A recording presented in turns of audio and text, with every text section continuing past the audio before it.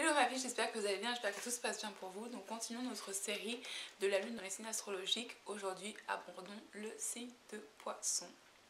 Donc en fait, ce qu'il faut savoir, c'est que la lune, en fait, c'est toutes les réactions émotionnelles. La lune, ça représente la mer dans l'astrologie védique. La lune, c'est notre stabilité émotionnelle, c'est notre façon de réagir aux choses, c'est nos sensibilités et ce genre de choses là. Et en fait le signe de Poisson, c'est un signe qui est extrêmement intuitif, ce qui veut dire qu'en général les gens qui ont une lune en Poisson sont très intuitifs.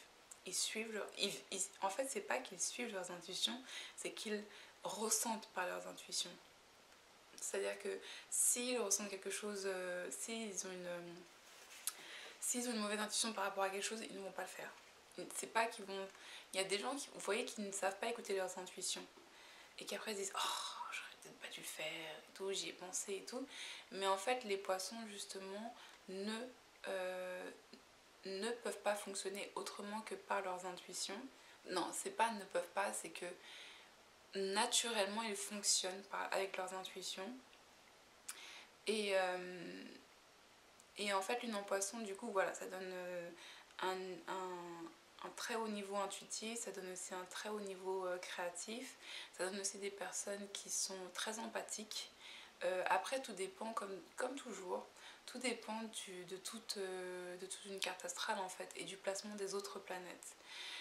Lune en Poisson, ça donne aussi des personnes qui du coup peuvent facilement toucher l'inconscient d'autres personnes. C'est-à-dire que Poisson, c'est un signe d'eau et en fait toutes les eaux sont différentes. C'est-à-dire que vous avez les eaux en Cancer. Cancer, c'est un signe d'eau aussi. Les eaux en Cancer, c'est assez superficiel. C'est maternel, c'est assez superficiel, ça ne rentre pas dans la psychologie, c'est pas trop leur truc. Ensuite, vous avez les eaux en Scorpion qui elles vont assez profondément, qui elles la rendent, qui vont dans tous les recoins, tout ce qui est caché, ce genre de choses là. Et vous avez les eaux en Poisson. En Poisson en fait c'est deux mondes, c'est-à-dire c'est vraiment l'inconscient et le conscient. Et en fait les Poissons ont l'habilité de pouvoir toucher des gens inconsciemment, c'est-à-dire que je ne saurais pas rentrer dans les détails, donc je vais m'arrêter là, mais ils ont vraiment cette habilité-là, c'est de pouvoir être créatif d'une façon que ça touche inconsciemment les gens. C'est pas forcément juste oh j'adore ce beau pull rose. Non, les gens vont dire oh j'adore ce pull, il me donne faim, ça me donne envie de patati patata, oh, ça me rappelle telle chose que j'ai visité. Vous voyez ce que je veux dire? C'est-à-dire que en fait ça va vous taper dans l'inconscient, ça va être plus profond que juste quelque chose que vous allez aimer. Ça va vous faire ressentir des choses. Vous voyez ce que je veux dire? Donc ça c'est une de leurs spécificités pour toutes les personnes qui ont lune en Poisson. Et en fait, ils sont extrêmement créatifs, c'est-à-dire que ce sont des gens qui peuvent carrément vous réinventer un nouveau monde. Alors le meilleur exemple pour ça, c'est J.K. Rowling, c'est-à-dire que c'est une auteure qui, malgré tout, moi j'ai en plus, au moment où j'ai commencé à lire Harry Potter, j'avais le même âge que lui. Alors, du coup, quand t'es enfant, ça prend tout son sens, enfin c'est vraiment le côté imaginaire, et t'es à fond dedans, tu dis ah, j'ai pas envie d'aller au collège. Au collège normal, je préfère aller à Poudlard. Donc il y a toute une génération qui a grandi avec Harry Potter. Tous les ans, il y avait un nouveau livre d'Harry Potter. Donc c'était génial, le concept autour de ça, j'ai trouvé ça génial. Et en fait, elle a réussi à recréer un nouveau monde. Et ce nouveau monde-là, en plus, il a été recréé en grandeur nature, puisqu'il est possible de visiter les studios d'Harry Potter. Vous voyez ce que je veux dire? Donc il y a vraiment cette créativité-là qui peut nourrir beaucoup de gens et nourrir l'imaginaire. Et en fait, du coup, les poissons ont l'habilité, les lunes en Poisson ont l'habilité de pouvoir créer un nouveau monde, un nouvel imaginaire.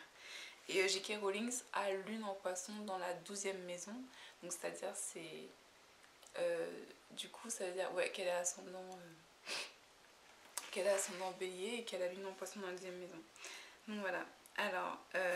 Alors les lunes en Poisson, comme les poissons en général, adorent les enfants.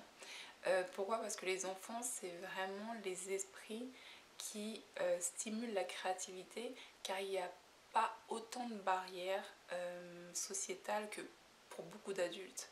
Et en fait, les enfants, et c'est pour ça que la 5e maison dans une carte astrale, je vous invite à découvrir les maisons juste ici, la 5e maison dans une carte astrale, ça représente aussi les enfants. Ça représente les enfants, ça représente la création et ça représente l'imagination et l'intelligence. Et en fait, et c'est pour ça que la 5e maison, pour tout ce qui est ascendant poisson, ou pour tout ce qui est poisson, c'est vraiment important. Parce que du coup, ça représente vraiment la créativité qu'une personne a en elle. Alors aussi en fait quand les lunes en poisson, par exemple si la lune en poisson est passée dans une maison où c'est plutôt une profession, une carrière ou ce genre de choses là, en fait vous allez faire face à des personnes qui, si elles ouvrent un business, vont ouvrir un business avec des standards, avec des valeurs, avec vraiment des choses à défendre. C'est-à-dire que ce ne sont pas des gens qui vont faire des business pour l'argent en soi. C'est-à-dire qu'ils vont avoir un projet. Pour réaliser un projet, il faut de l'argent. Voilà. Donc en fait, voilà. Donc en fait, ils vont vraiment faire des choses avec de la valeur et de la spiritualité. Ils ne s'intéressent pas à l'argent, mais au travail en lui-même et à ce qu'ils peuvent réaliser au travers de ce travail-là. Et le signe opposé aux poissons, c'est les vierges. Ce qui fait que souvent, en fait, les lunes en poisson cherchent justement une personne qui, émotionnellement, est assez différente d'eux. C'est-à-dire que les poissons sont très dans tout ce qui est créatif, imaginaire, ce genre de choses-là, alors que les vierges sont très dans le calcul, très dans le réalisme et ce genre de choses-là. Donc en fait, ce qui veut dire que ils se retrouvent avec une personne qui est à l'opposé d'eux. Et en fait, ce qui est assez marrant, c'est que souvent, ça peut créer justement en fait des insatisfactions dans le couple. Parce que c'est-à-dire qu'une personne qui est extrêmement imaginaire a besoin de pouvoir... Enfin, une personne qui est créative et intuitive a toujours besoin de pouvoir... j'ai que le mot en anglais là qui vient en tête. A besoin d'être en connexion avec une autre personne aussi. Mais quand une personne n'est absolument pas intuitive et créative, elle vous dit mais je comprends pas ce que tu me dis, en fait c'est pas possible, on fait les choses de A, B, C, D, E, F, G et on fait pas autrement en fait. Donc des fois il peut y avoir cette espèce d'insatisfaction ou de frustration de en fait d'être bloqué parce qu'on essaye d'être très créatif et d'être en face de quelqu'un qui est extrêmement pragmatique. Donc voilà, et c'est pour ça que pour toutes les lunes en poisson, comme pour tous les signes d'eau, leur meilleur match, ce sont des signes d'eau. Parce que du coup, ils peuvent se comprendre par rapport à des sujets qui sont sûrement importants. Donc voilà, ça dépend des cartes astrales des gens. Donc voilà, je vous fais des énormes bisous, my peeps. On se voit très bientôt. Mettez un pouce bleu. Namasté, bye!